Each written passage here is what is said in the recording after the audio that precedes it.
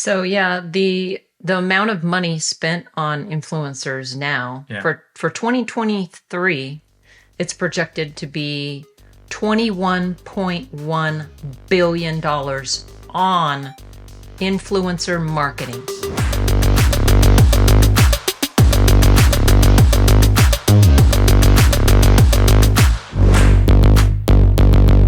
Hello and welcome to Pipeline. Today, Glennis and I are going to talk about some stories we were thinking about through the week, and we wanted to share those with you. In fact, one of them I would say is an epic customer success story. It's one that is known as in all Nordstroms where we started our professional career. This is probably the first story you hear when you're an employee. And it's just an example of doing great customer service for their customers. And it is called the tire story. So you say it better than I do. So I want you to kind of go over, where it was at, how it went down, and then what the customer basically, what the takeaway was, and why it's a success story. Okay, so it happened in 1979 in an Alaska store, Fairbanks, and a customer comes walking into the store with a pair of old used tires and says, "I want to return these. I do not have a receipt." And he walks into men's clothing. Yeah. And this guy's like, Right. And so he had to figure out, the customer was insistent. He said, I think he first said, "I'm sorry, this is a clothing store." Yeah. He's trying to, Or he must be confused. Right, down right. the street or whatever. And so the customer said, "No, I bought these here." And so he says, "Okay." And so he just called like a random tire store, and they worked with him over the phone to try to figure out how much the tire was worth. Yeah. The two tires were worth. And, they were worn. He had to get out his measuring tape. To see how much the cost would be back to the client. Right. And ended up being $25. Wow. So he gave him his $25 back, and the customer was happy. He took his money and left. But the whole story was the customer was right. Yeah. Because he really did purchase them in that building That has changed 2 years before. Right. Just changed ownership, so now Nordstrom's owns the store, and then of course he comes in there like, "Hey, I bought this here, and you guys told me it was a guarantee." So that's pretty crazy. And then the big thing about this story that we're thinking about, and we got two other ones, so this is all going to be the same thread, but the big thing on this one was, number one, it's just instilled as the story of all stories for doing great customer service, doing the right thing for the customer, which is really what's drilled into you early on. We're in our early 20s, working at Nordstrom, and this is like the first story you hear about is the tire story, along with some others.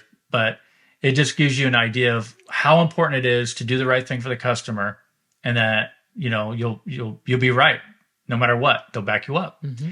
And I think as Nordstrom employees too, you're a salesperson that gives great service and support for the customer. Mm-hmm. You had personals and you wrote their names down. I mean, other stores, you have clerks that you ask for X, they bring out X. At Nordstrom, you ask for something and they bring out things that you didn't ask for, but they anticipated that you needed before you might not even know, right? Mm-hmm. Seasons change. There was 3 months ahead. And, so things like that, where you would see something come in and you would call your personals and say, "Hey, this just came in. I know you were looking for this earlier." Clerks don't do that. No. So that was a big kind of change, I think, for us. And what it did is it really instilled this sort of perception of the customer and what their needs are, and anticipating that. Mm-hmm. And we've built it into our own company. Mm-hmm. And everywhere we've ever really worked, we've just sort of, that ethos is sort of built in. And then the people that we worked with at 429 and some of the other stores, they took that, and then they took that into the .com era, and that became Zappos. So hello to everybody at Zappos. And that was really cool because they took the engine that was like supercharged and they just put that in another vehicle, and that vehicle was the .com era, and that really worked, exceptionally well. I mean, Zappos was huge, and they got purchased by Amazon because of that customer service. But the big takeaway on the story, though, is that the reason that story continues for 4 decades now is because of other people telling that story worldwide. Yeah, and somebody else is telling the story for Nordstrom. Yeah, they're not. Customers talk about it all the time. Customers know the story. Yeah, and it's the customer that makes the story just go and go and go. Yeah, that's what makes it go. And I first heard about it in 1989 when I opened the store in Sacramento. I opened the store. Jim Nordstrom was the manager. Wow. And I worked there 8 years, and the customers always knew the story. And I was flabbergasted, like 40 years later, they're still talking about it. Yeah, that's only $25 that Nordstrom paid. That's so crazy. For an ad campaign for that. I mean, yeah, they didn't mean to do that. They didn't even do it. No. They didn't plan on it. It was just, the customer. Yeah, and that's like the influencer kind of story, right? Where somebody says, wow, this is really great, and then they sort of take that, and you have there's an author that tells the story, and he travels around the world. Yeah, and he was saying that he travels around the world, and people around the world have heard that tire story. Yeah. Yeah, the Nordstrom tire story. So that is the story of all stories. Again, that's something that we heard early on in our early 20s, and it just sort of stuck with us. Yeah. And then the other thing that you and I were talking about was this guy on the skateboard for ocean spray. So that was another one that just blows my mind. Yeah, so there's a guy named Nathan. Sorry, I don't know his last name, but he lives in Idaho. I do know that. And he had a skateboard, and he was riding on his skateboard, drinking ocean spray, had a selfie stick. And singing Fleetwood Mac. Singing a song, he wasn't even singing it. He was lip syncing to it. Yeah. And it was 15 to 20 seconds long. That's it. He ends up getting over 1 billion views and sold out ocean spray all across the country, all the shelves.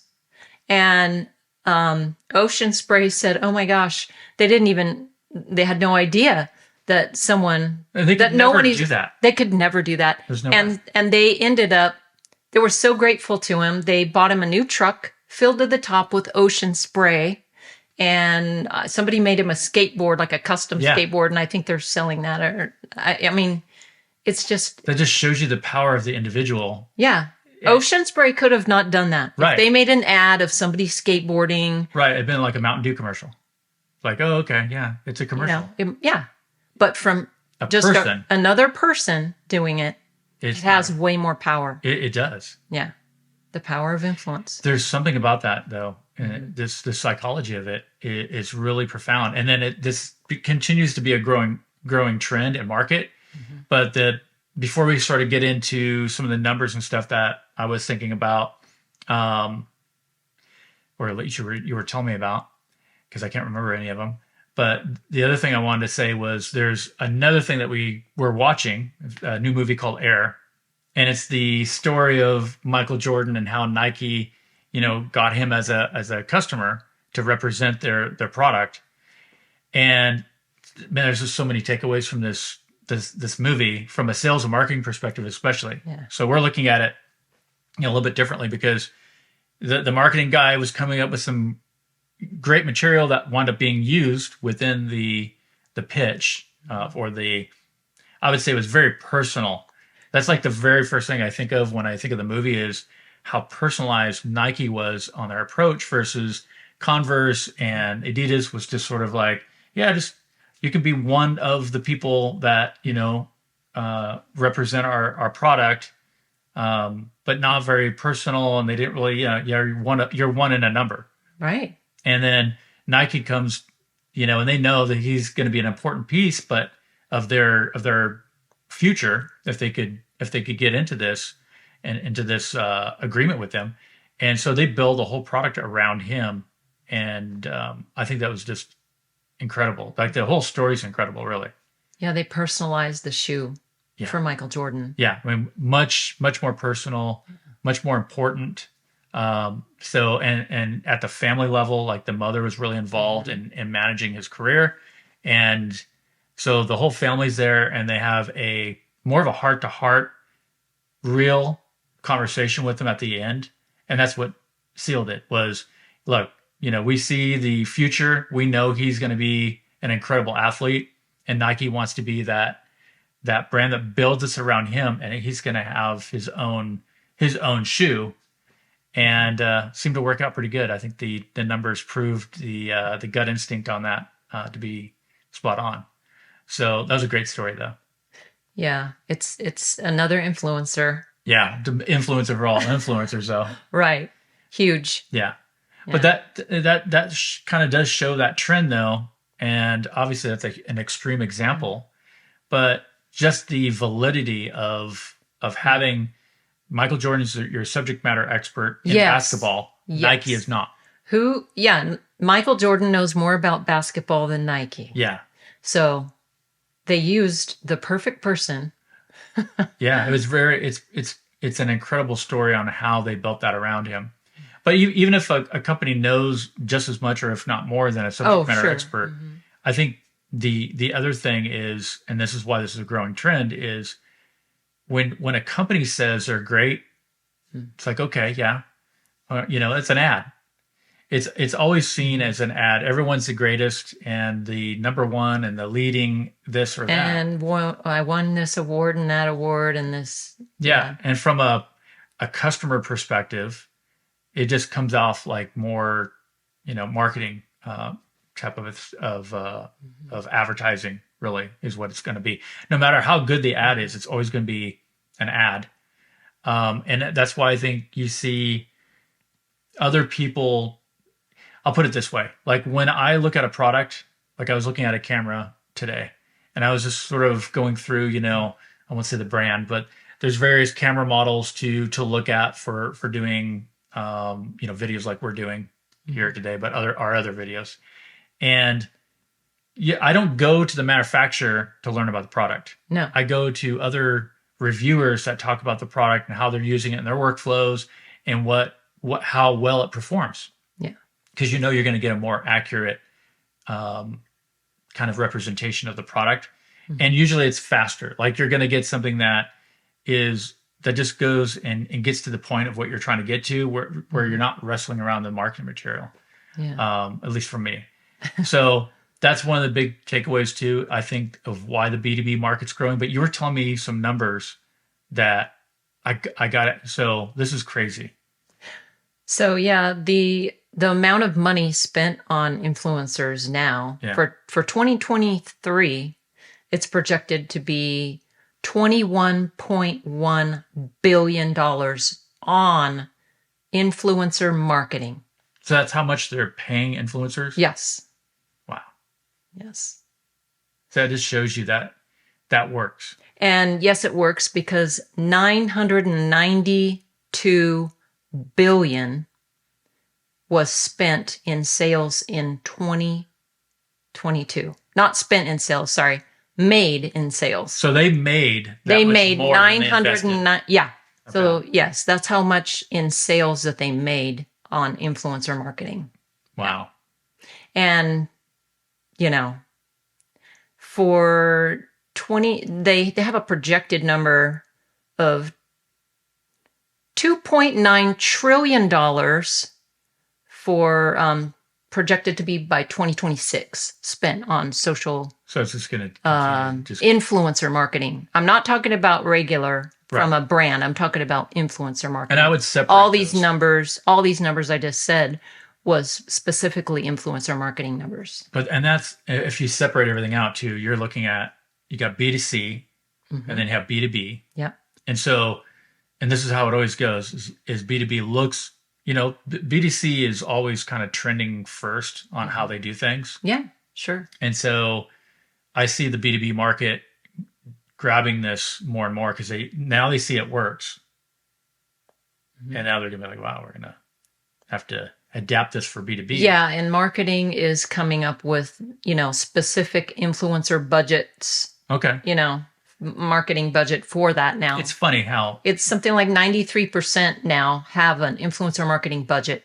What's wild to me is, you call it a name, but it's like something that, historically we've already kind of helped customers with, which is you look at a problem that their client has and you're trying to educate basically the market. Just answer their questions. Yeah. And if you look at, I'll take security as an example. So the security market, we talk about layered security. That means there's a lot of different solutions that make up a whole solution. You don't just have one product. So it takes a whole bunch of them, right? So if I was an end user or a channel partner and I want to get educated on all of these different solutions, I have to go to each individual one to find stuff out. And then I have to go through the information to kind of get to the meat of it, right? Whereas if I can go to a source and learn about things and hear from people that know the industry or subject matter experts talking about how all these things fit together, to me that's just easier. Yeah, especially if it's packaged in a similar way. They get the way that it gets laid out by the same person over and over. It's like, okay, this. Yeah. So yeah. This is funny. This is the terminology, that gets used for things, but you can see the effectiveness of influencer marketing. And on the B2B side, I would call it, at least for us, you have subject matter expertise plus good storytelling. In other words, you know how to create content for that market that connects the dots. Basically. Copywriter. Yeah. Because, you can have information, but if the information is boring, I mean, we've all sat through boring PowerPoint presentations. So there's a lot of video out there. In fact, if you look at just all of this in its entirety and what you see on the feed, right? We were talking about this earlier too, where you look at what you see on the feed and there's a lot of posts that just have a logo on it, logo posts. A logo photo. Logo photo. A photo logo, however you want to say it. Yeah. And, that does not engage someone. No. Okay, saw the picture. Yeah, I mean, it kind of is up there with like the trade show banner blindness you were talking about last time, where it's just like, okay, it's another one, it's another one, it's another one, it's another one. Because, at least on LinkedIn, it doesn't autoplay if you don't want it to. So a lot of times too, I'll see people with just a black box where a video is, and there's just nothing there. There's no thumbnail.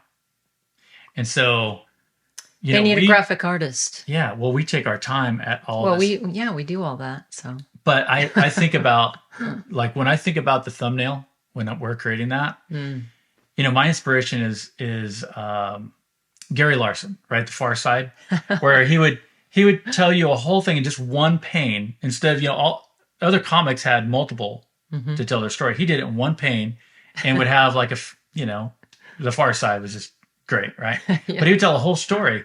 And to me, it's the same thing with a thumbnail. Like, what is this video about in one thumbnail, and try to understand that. And so that's always the goal, is to explain what's going to be inside this package before you even click on it. And then, like, again, if you're scrolling through, those videos are not autoplaying a lot of times. People think they are, and they're not. And then the other thing we were talking about is just, if it's just a photo, especially blog posts, things like that, I don't think the click-through rate is very great within that content. So I would say it's between good copy, meaning somebody just says something that's kind of witty and that is true, or having a video that dives into, information about a product. And then there's different types of video. Right. So what are your thoughts on that? Well, there's just raw, Yeah.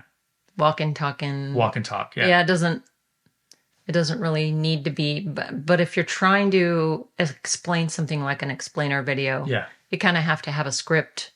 You don't want to go off track and on a rabbit trail on accident. You want to stay focused. You want to show some diagrams, whatever it is. And that's where the production part comes into it.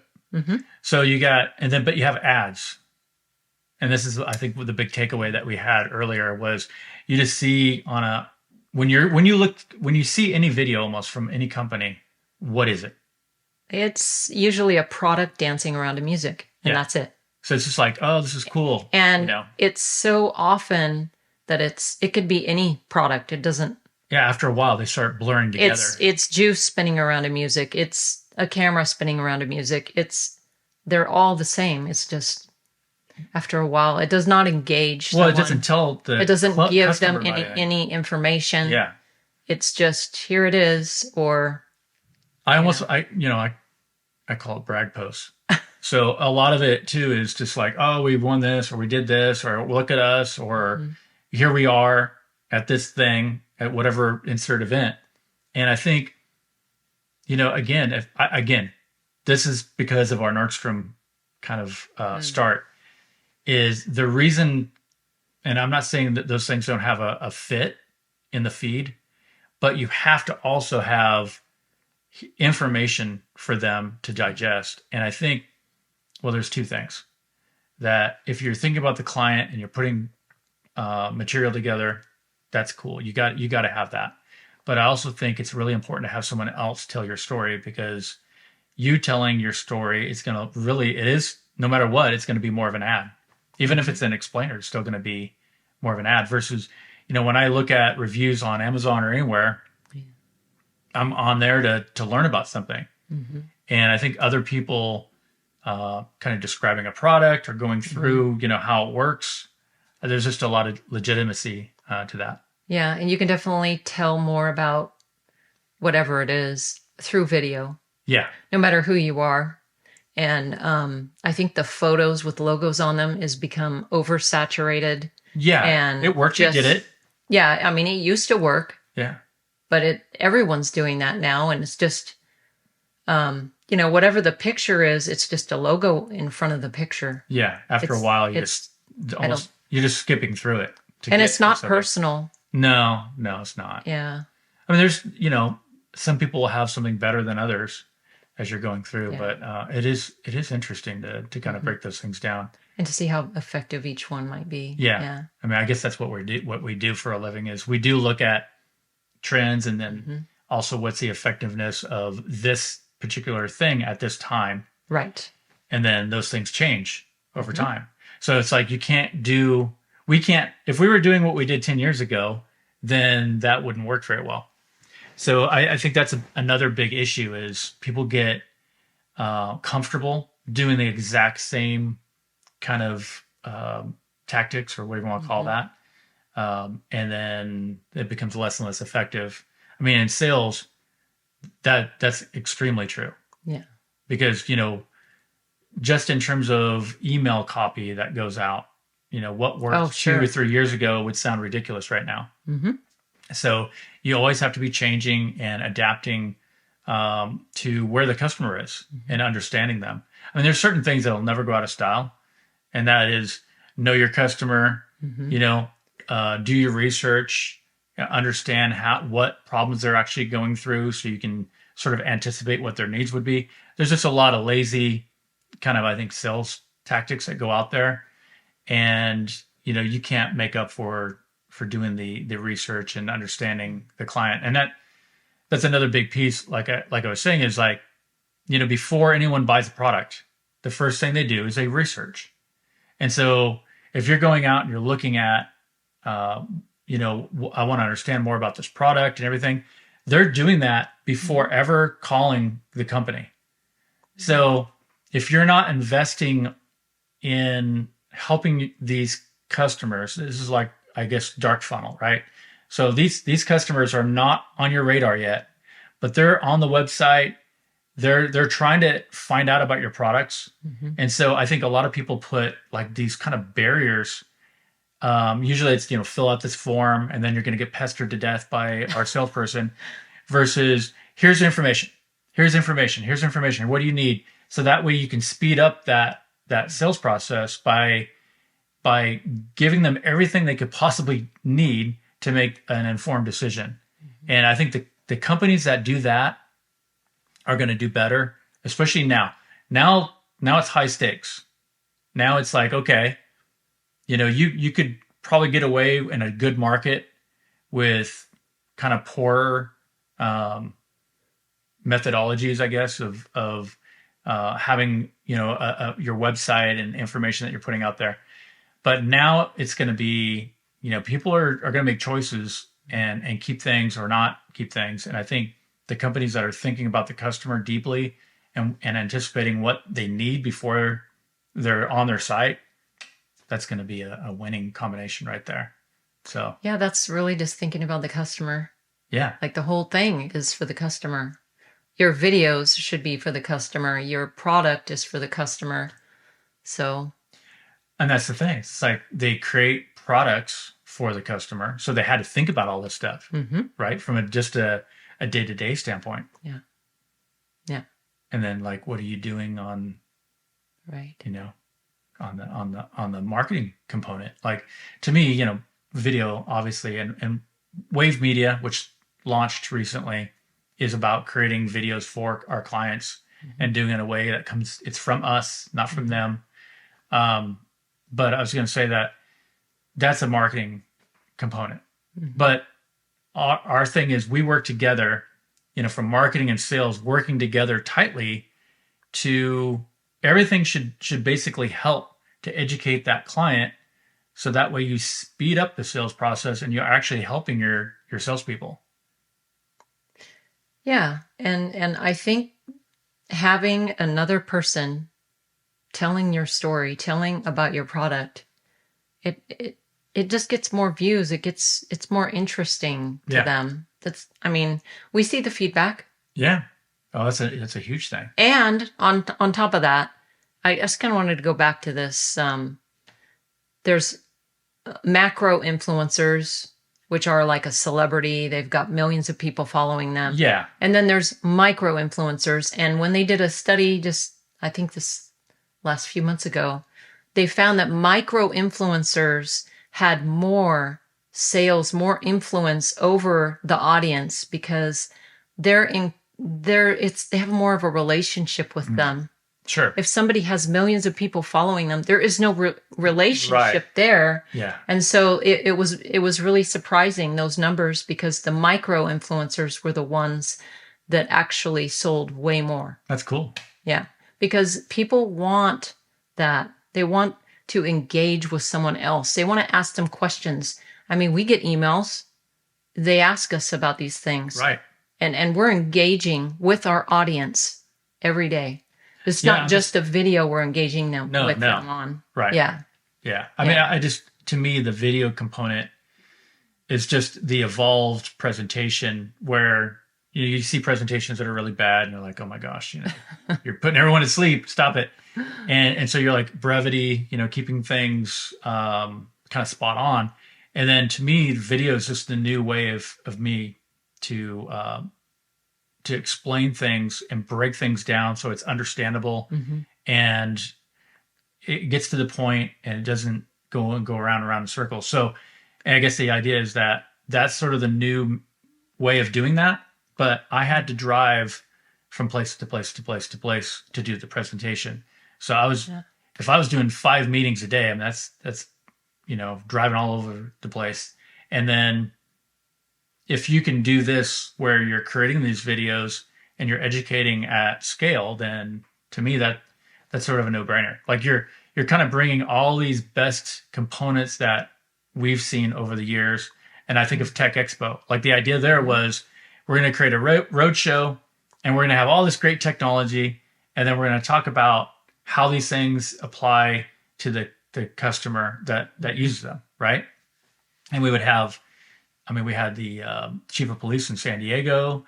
We had an admiral on. We had just a host of great speakers, Qualcomm. And what I liked about it was that it was an ability to showcase all this really great technology to end users and channel partners. And to me, the next phase of that really is what we're doing with Wave Media is, you know, how do you do that at scale on demand? You know, nobody wants to watch a webinar when they're supposed to, you know, and I think live material is great. And then small short form material is kind of the direction we're kind of going to.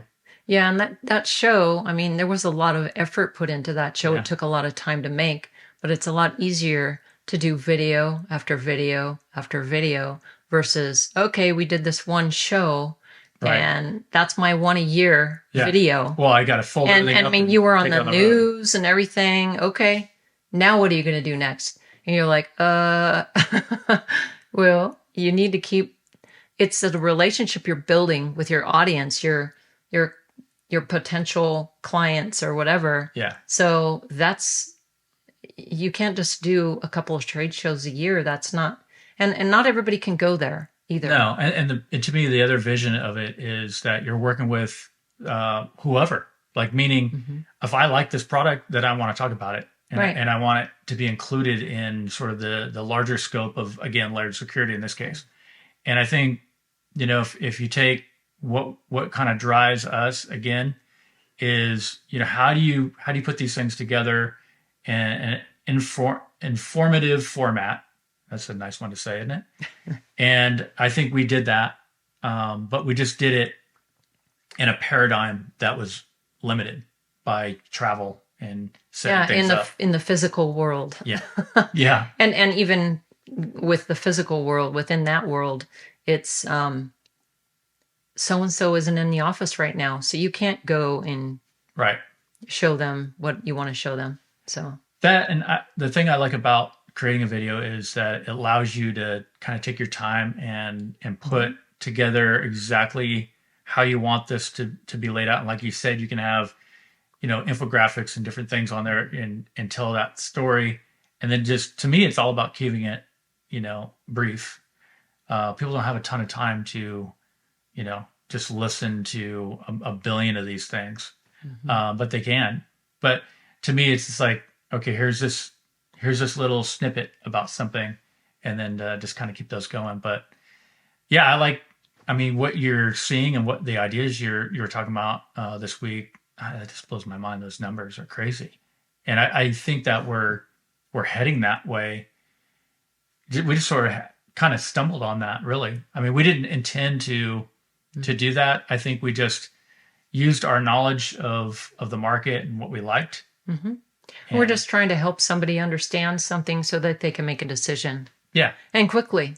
Right. And if they don't want it, they can move on. That's right. So, and it is the audience that shapes what we make. Oh, that's 100%. For them. So they'll comment or tell us, oh, can you do this or try this instead or whatever, and we just shape our video for them. They're the ones that tell us what they want. Yeah. I mean, even for this, I would love if anybody has any ideas for marketing and sales and questions you would have for either one, because there's going to be marketers that listen to this because of you, and then maybe some salespeople, and then we could, because these two worlds seem to not mesh enough, and it's so important. You look at that Air movie, and his marketing, sales, just totally rocking that whole thing together. Yeah, and it just showed you the power of that.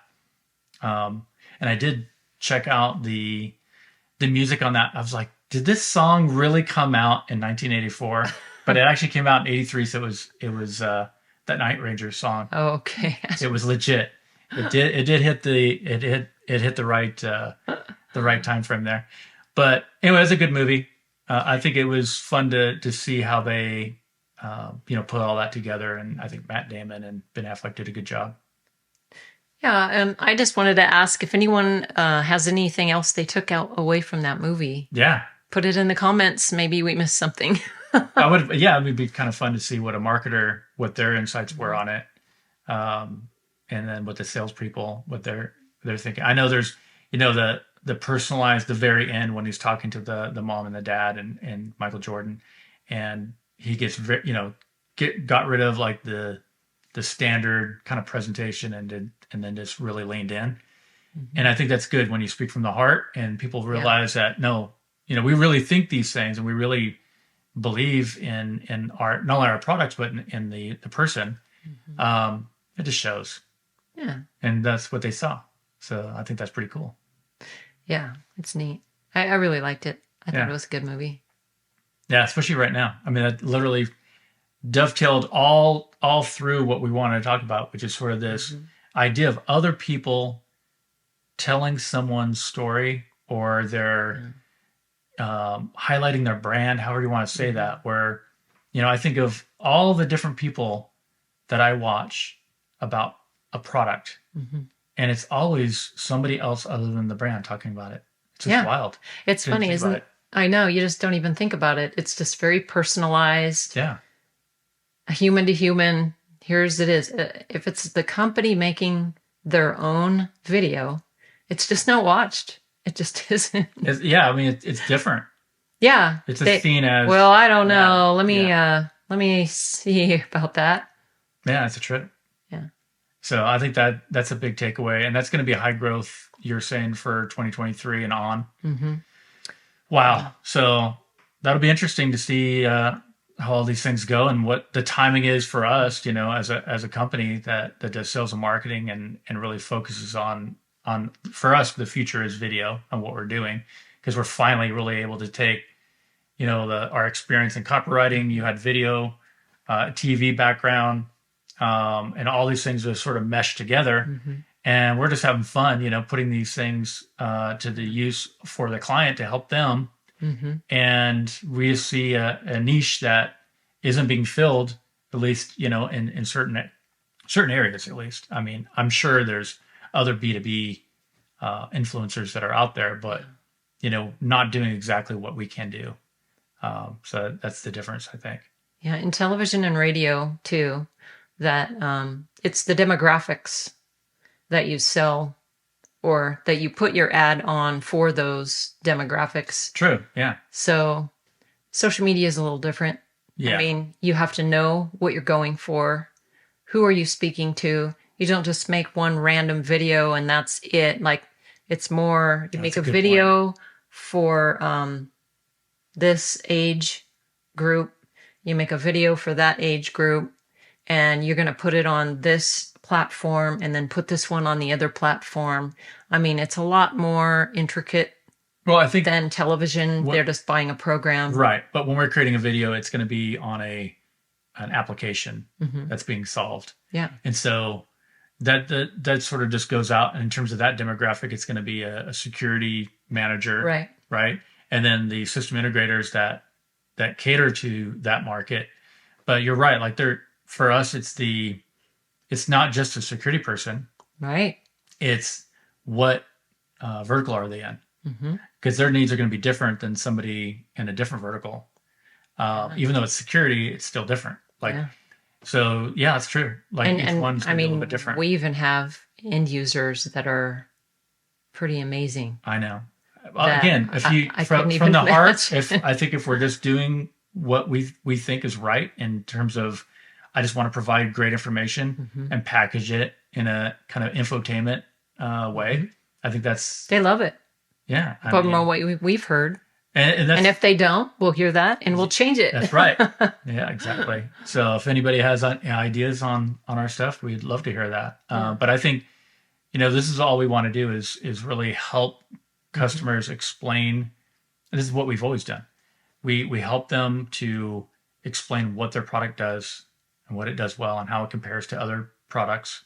And that's really it. Like, you're educating somebody on something, just like I want to get educated if I'm looking at software or a camera or whatever it is. I'm trying to find out more about it so I make the right decision. Yeah. And so is a customer. So it really doesn't matter what you're buying. Somebody's just trying to figure out, is this the right one? And so anyway, that's pretty powerful. Yeah. So I like it. Anything else that you can think of that we should talk about, like that we've been talking about this week, that you think I didn't remember? Which probably happens a lot. I thought you were going to talk about the SalesLoft software. Yeah, that's right. So they came out with Rhythm, which is their AI component. And what I like about it is it just helps. So it's sales engagement platform is in addition to a CRM. So this kind of rides on top of the CRM. And it's like a heads up display of everything you need to get done. And it organizes things and it helps you with your outreach campaigns and things like that, right? So a lot of times the people who are using a sales engagement platform are under marketing. because they're doing sort of outbound marketing as their job, or they could be selling to the channel, and they could be using it to keep organized. But what's cool about Rhythm, and I can't wait to kind of play around with it, maybe I'll do a video on just how this thing works, what I think about it, my impressions, because we've been using SalesLoft for quite a long time. I started using it in 2018. We were using a product called Relate IQ, which was way ahead of its time. And then that got purchased by Salesforce, and then sort of got limited in terms of some of the enterprise features that we needed. So we wound up going with SalesLoft on top of our CRM. And what that does is allows you to organize your day, organize what are called cadences, and it's just kind of next level in terms of making you way more efficient. And so the idea of AI on top of that, being like a little co-pilot, telling me, "Hey, you forgot to do this," or this is more of a priority, and even I guess helping with some of the keystrokes of creating an outbound. Maybe it's a follow-up email or whatever. That's just super cool. So, there's so much talk about AI, and I don't talk about it because, it's sort of like early.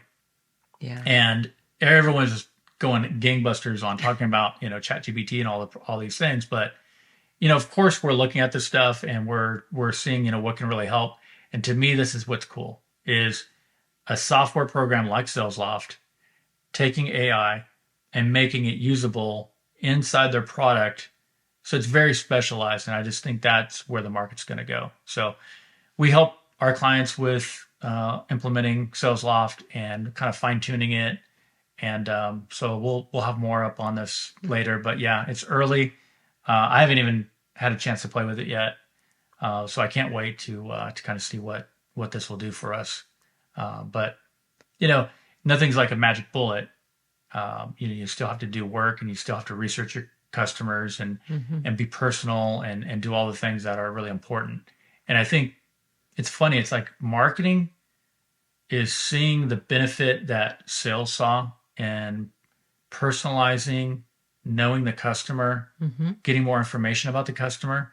Like I said, for whatever reason, sales and marketing just didn't communicate a lot of stuff. Like they're sort of like, this is ours over here, and don't talk to our customers.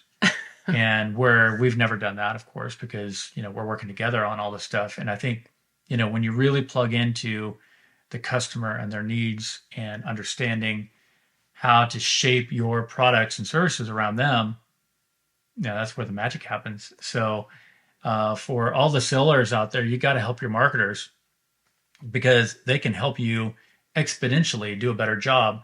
And the reason you see newsletters go out that aren't customized is because you're not helping them to customize newsletters for each specific type of customer. And maybe if you help them to explain, no, this is really what we should be talking about, or this is how the product actually works in the real world, those are all things they want to know. And I think there's a lot of sales tools that are great and they tell you a lot. I mean, we see quite a bit on our dashboard, but it still doesn't really get into the customer mindset. I think that really does take a human telling, what's going on from the ground.